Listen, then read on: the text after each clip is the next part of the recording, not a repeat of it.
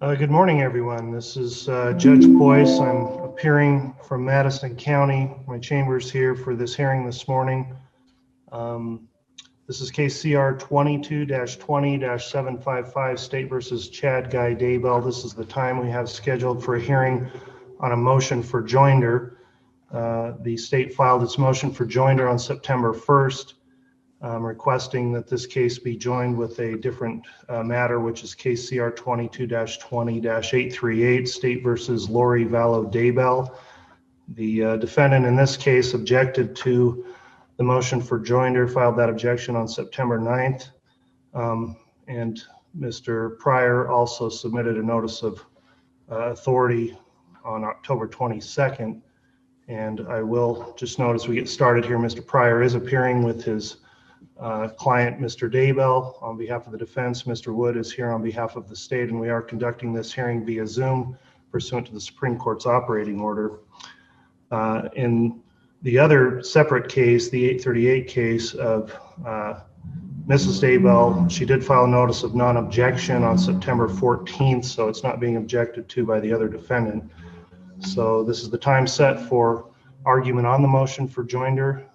Mr. Wood, is the state ready to proceed with argument at this time? Yes, Your Honor. All right, Mr. Wood, it's your motion. So if you want to go ahead and present argument, and then I'll hear any response from Mr. Pryor. Thank you. Your Honor, Idaho Criminal Rules 8B and 13 establish the standard by which a court decides if two defendants should be charged and tried together or if joinder is appropriate.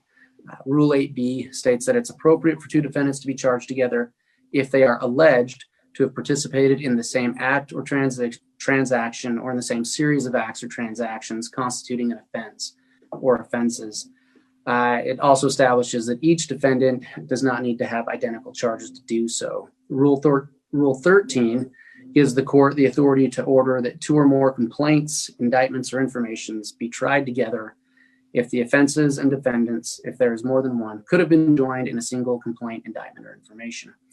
In the case before the court, Chad and Lori Daybell are both charged with 2 counts of conspiracy to conceal, alter, or destroy evidence.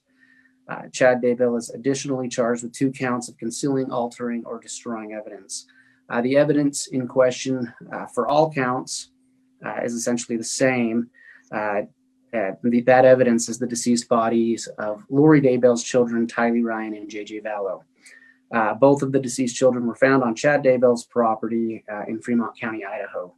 They were found after law enforcement discovered a text from Chad Daybell to his now deceased wife, Tammy, matching that text with geolocation data from the phone of Lori Daybell's now deceased brother, Alex Cox, gave law enforcement the location of the children's bodies. The Daybells are charged with conspiracy because the evidence which the state will present shows that there was a plan between the defendants in regards to the fate of Lori Daybell's children. The evidence in this case, the state believes, will demonstrate that the concealment of Tylee and JJ's bodies are the result of the same plan and the same series of acts or transactions which constitute the offense for which both defendants are charged. And that is the standard set forth in Rule 8B. I note that the standard is the allegation that they are alleged to have committed those acts. Beyond Idaho's criminal rules, the courts have made it clear that joint trials are appropriate. As mentioned in the state's brief in Zafiro versus the United States, the Supreme Court stated that joint trials play a vital role in the criminal justice system, that they promote efficiency, serve the interest of justice by avoiding the scandal and inequity of inconsistent verdicts. Currently, the defendant's cases are assigned to 2 different judges. This is highly inefficient as it requires duplicative work from 2 judges, their clerks, and their staff. It requires the state to perform duplicative work by creating a need to litigate similar issues twice in front of 2 different courts. This raises one of the most important issues in front of the court, as in most criminal cases, issues of evidence will be litigated prior to trial in these cases. It's inevitable. The trial court has varying degrees of discretion over the admissibility of evidence. As these cases are currently situated, it's entirely possible that an issue of evidence could be decided upon differently by 2 different courts. The state believes that could create automatic issues of appeal if that decision is beneficial to one defendant and yet harmful to another defendant. At this point in the proceeding, the requirement that the defendants receive a fair trial is better served by consistent pretrial rulings, which would help avoid the inconsistent verdicts discussed in Zafiro. In Bruton versus the United States, the Supreme Court stated that joint trials conserve state funds, diminish inconvenience to witnesses and public authorities, and avoid delays in trials. The witnesses in these cases are the same witnesses discussing the same evidence. And I'd ask the court to consider the fact that if these cases are tried separately or even litigated prior to trial separately, that creates a great inconvenience and hardship on witnesses who live out of state. Witnesses in this case live in the various states of Idaho, Arizona, and Hawaii, and possibly others. Separate proceedings will create a great cost to the state in bringing those witnesses in for essentially duplicative testimony. The Ninth Circuit Court of Appeals in the United States versus Jenkins stated that joint trials are particularly appropriate where co-defendants are charged with conspiracy. The Idaho Court of Appeals in State versus Blake stated that an appropriate and fair trial can be accomplished in a joint trial, and the benefits of a joint trial in light of the allegations of conspiracy, as well as the need for the same witnesses and evidence, can outweigh other concerns. It's the state's contention that the rule for joinder should be construed broadly to allow liberal joinder to enhance the efficiency of the judicial system.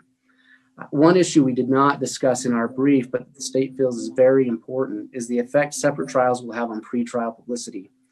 There can be no question that separate cases requiring separate hearings will create more pretrial publicity.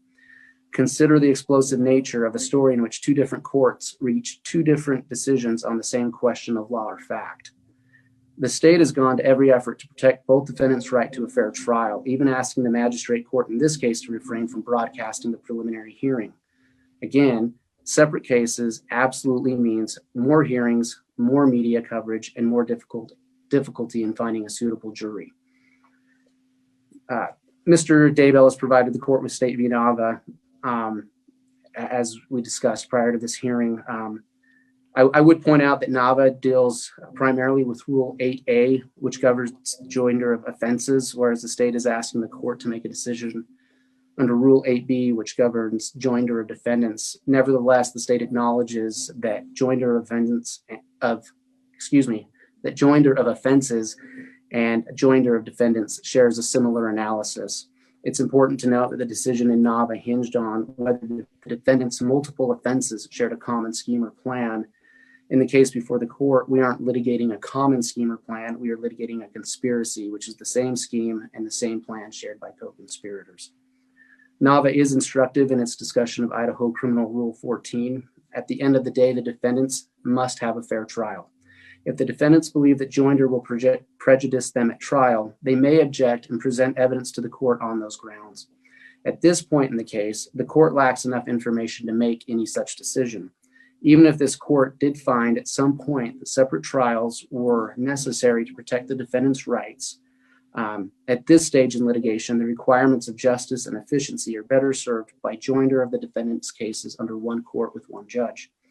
A decision to join the cases now does not preclude the court from hearing argument under Rule 14 at a later time. The defendant always has the right, both defendants have the right to make that motion at any time prior to trial. That would be a motion to sever that you're referring to? Yes, thank you, Your Honor. A motion to sever under Rule 14. I would, as the court noted, the defendant, Lori Daybell, has filed a notice of non-objection to the state's motion for joinder. Finally, Your Honor, I would ask the court to consider the effect of keeping the cases separate, the effect that will have on the families of Tylee and JJ. They are victims in this case as well and have a right to be present at any physical proceedings it may have. Who knows how that will play out with COVID, but it's entirely possible that we will have many of these proceedings live. None of the close family members of Tylee and JJ live in Idaho, whereas due to the fact that Tylee and JJ moved to Idaho very soon before their deaths. And I'd ask the court to consider the hardship on Tylee and JJ's brother, the Woodcock family, the Vallow family, and the Cox family in keeping these proceedings separate. Consolidating these cases creates less hearings and less travel for those victims, and as such, less hardship. In conclusion, Criminal Rules 8B and 13 allow this court to make a decision to join these cases.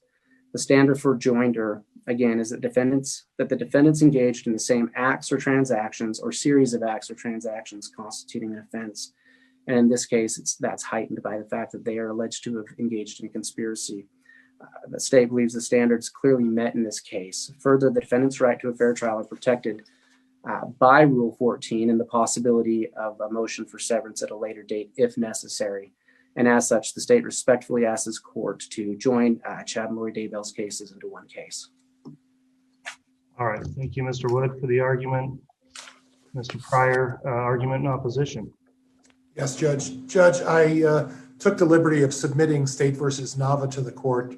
I'm fully aware, and I appreciate Mr. Wood pointing out that Nava addresses 8A, but I think the analysis is the same.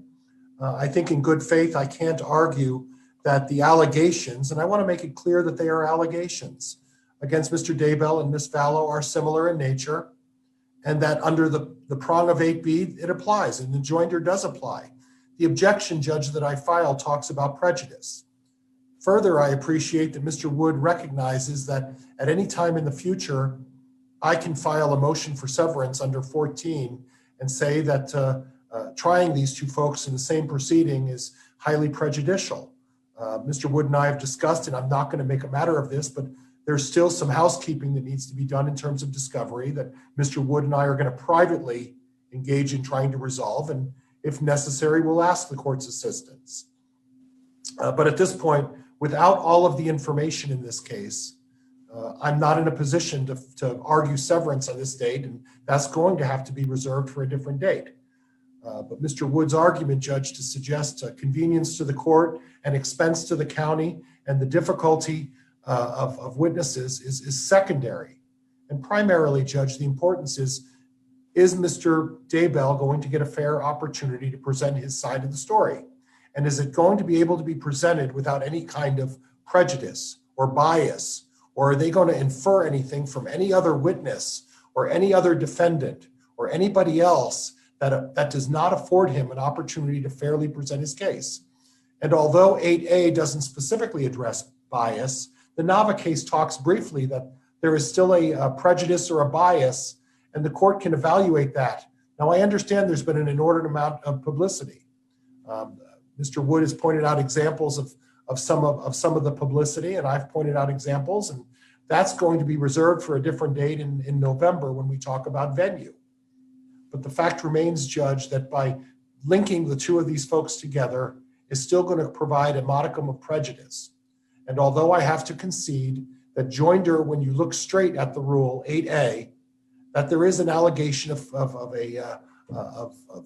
similar facts in this case. The fact remains is what I would ask the court to do is reserve a ruling on joinder, allow the argument to be made in terms of severance once Mr. Wood and I have resolved our discovery issues, and decide at that point whether or not we're going to proceed in a common trial. I don't think it's an effective argument for Mr. Wood to suggest that he's going to have to make more effort and he's going to have to do duplicative work in two different cases.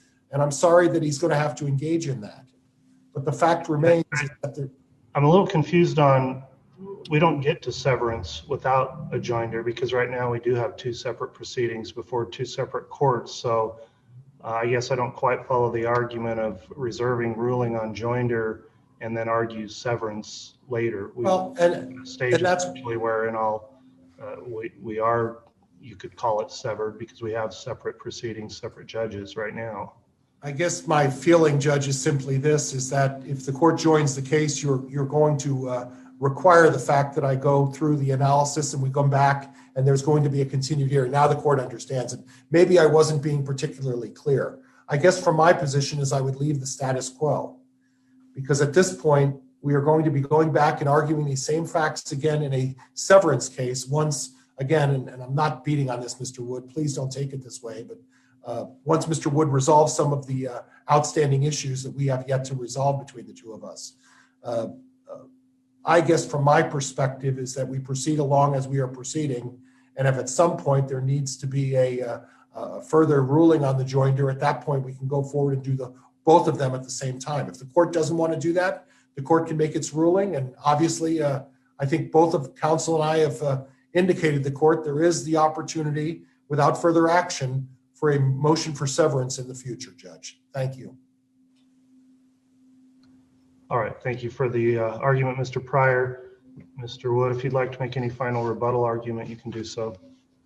I would just point out that the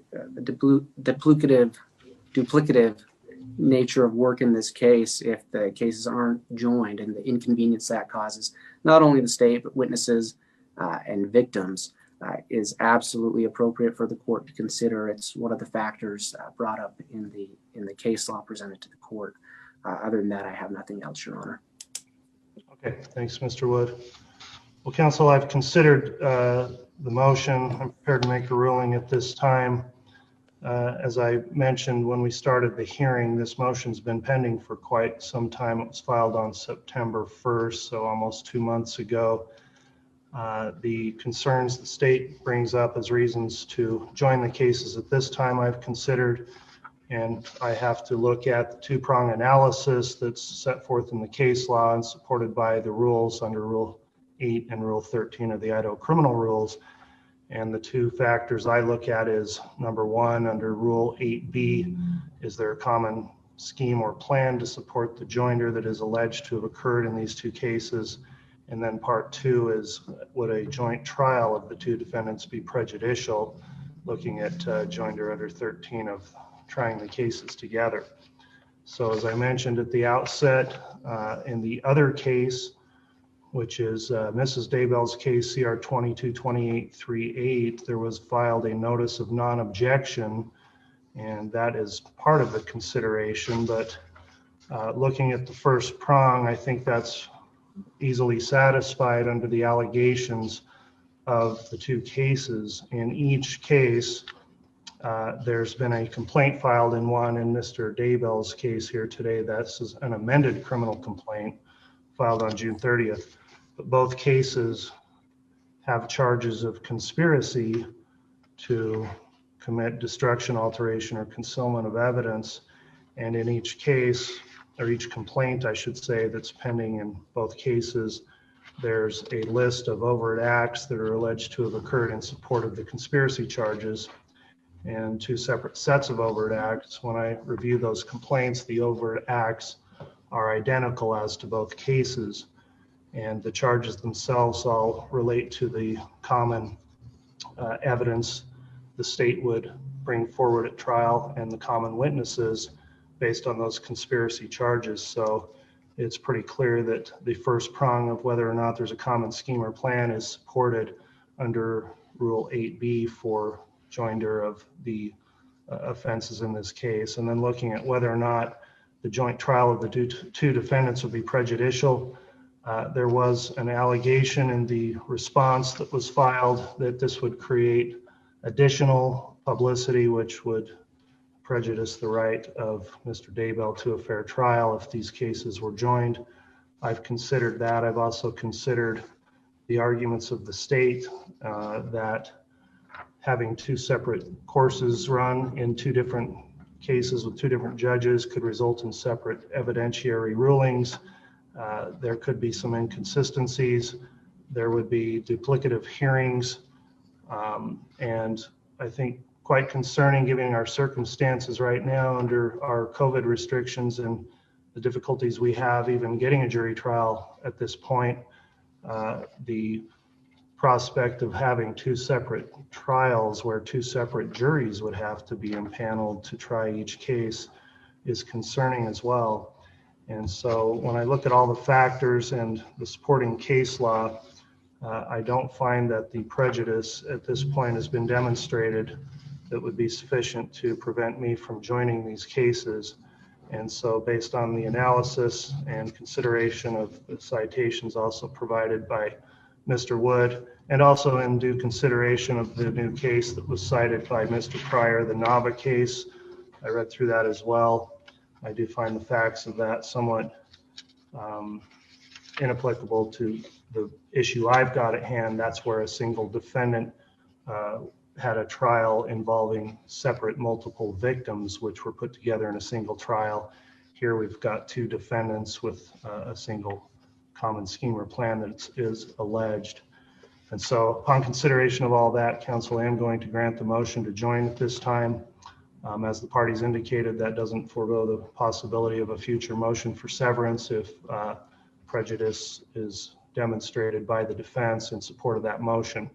So clearly, Mr. Pryor, you have that opportunity going forward if you believe the prejudice would exist after we get further down the road with these cases being joined. But I am going to order the joinder of the cases. I'll grant the motion. Then, Mr. Wood, if you'd submit appropriate order, I'd appreciate that. Yes, Your Honor, we'll prepare that order. All right. Mr. Wood, do you have any questions regarding my ruling today? No, Your Honor. All right. Mr. Pryor, any questions from the defense regarding the court's ruling? No, Judge, thank you for your consideration this morning. All right. Thank you very much, counsel. I appreciate your preparedness this morning and your briefing and arguments. And if there's nothing further, then we'll be in recess. Thank you, Thank Judge. you.